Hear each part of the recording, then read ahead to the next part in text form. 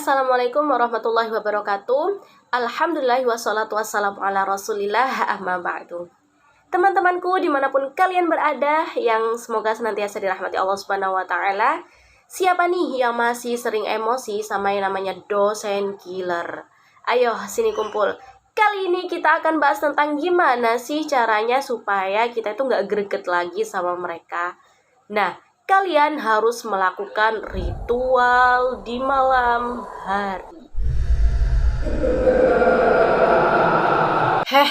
Bukan ritual gitu. Itu namanya santet. Dosa tahu. Lah, terus maksudnya ritual gimana? Nah, kayak gini nih yang benar. Oh, ritual sholat malam toh? Iya, ritual ibadah tahajud. Sebelum kita berlanjut, aku mau kasih tahu kalian kalau tips ini aku ambil dari bukunya Mu'allifah Keajaiban Sholat Tahajud di bab 4 halaman 113. Selain itu juga diperkuat oleh bukunya Profesor Dr. Muhammad Ali Aziz yang berjudul Sukses Belajar Melalui Terapi Sholat di bab 5 halaman 114. Jadi, ritual itu kan sebuah bentuk penyembahan kepada zat yang dianggap berkuasa, hebat, dan juga suci. Lalu, di dalam agama Islam, zat yang suci lagi berkuasa itu hanya Allah Subhanahu wa ta'ala semata. Dan sholat adalah bentuk daripada ritual itu. Terus di semua jenjang pendidikan, itu pasti selalu ada dosen yang tidak mendapatkan simpati dari siswanya, dan mereka biasa menyebutnya dengan istilah dosen killer. Apakah dosen killer benar-benar pembunuh masa depan? Oh, tidak. Karena boleh jadi apa yang tidak kamu senangi itu baik bagimu. Sebagaimana firman Allah Subhanahu wa ta'ala dalam Al-Qur'an surat Al-Baqarah ayat 216. Nah, mungkin dengan adanya tugas yang berat dan kemauan karakteristik dari tugas itu sendiri membuat kalian lebih berkreatif, inovatif, dan juga produktif lah ya. Lalu gimana dengan pengajar yang sampai menampar, memukul meja, dan suka mengeluarkan kata kotor? Dalam agama Islam hanya boleh memukul anak didik dengan alasan pelaksanaan hukuman atas kesalahannya dan tidak diperbolehkan memukul area sensitif yang mematikan. Lalu tujuan hukuman itu juga untuk mendidik, bukan untuk melampiaskan amarah, dendam, ataupun kebencian.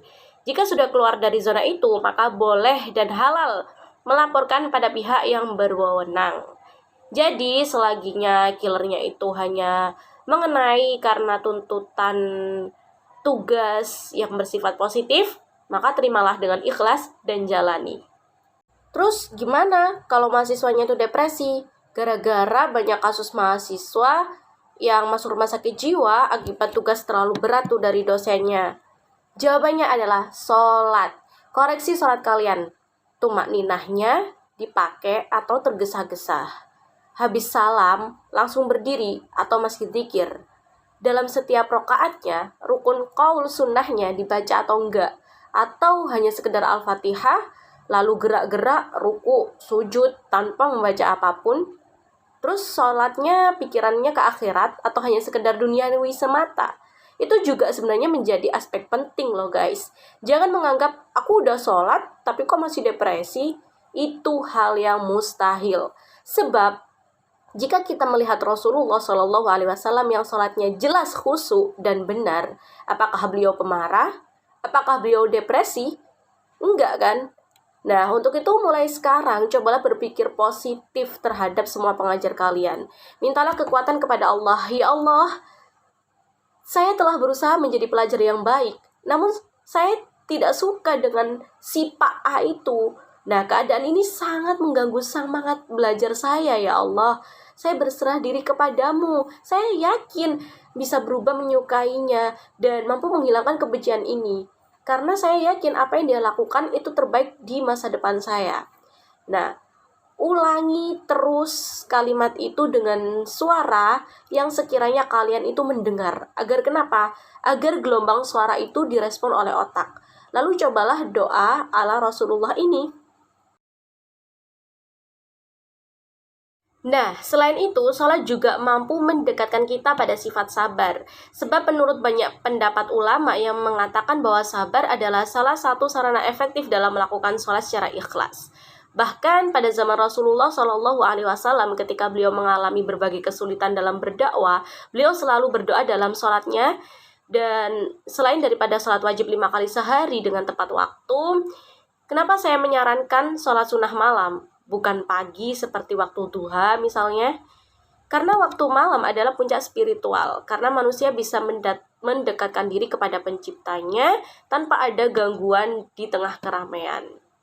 Nah, sholat tahajud yang dilakukan malam hari dalam situasi sunyi dan sepi ini menurut penelitian yang dilakukan oleh Profesor Soleh yang menjadi profesor tahajud menghasilkan bahwa tahajud yang dilakukan secara rutin akan mampu mendatangkan manfaat langsung bagi pelakunya, seperti meningkatkan kekebalan tubuh, keseimbangan psikologis, meningkatkan kecerdasan emosi, menghilangkan kecemasan dan stres, juga mampu memotivasi diri, mendatangkan konsentrasi untuk melakukan kontemplasi. Sebenarnya apa itu kontemplasi? Kontemplasi itu memikirkan potensi yang terpendam dalam diri kalian. Jadi dengan ini semua, kalian bisa merenungkan diri dan memahami emosi, sehingga hubungan kalian dan masalah-masalah kalian dengan dosen ataupun orang lain seperti tetangga kalian dan lain sebagainya, kalian itu bisa lebih fresh dan tepat dalam mengatasi problematika tersebut.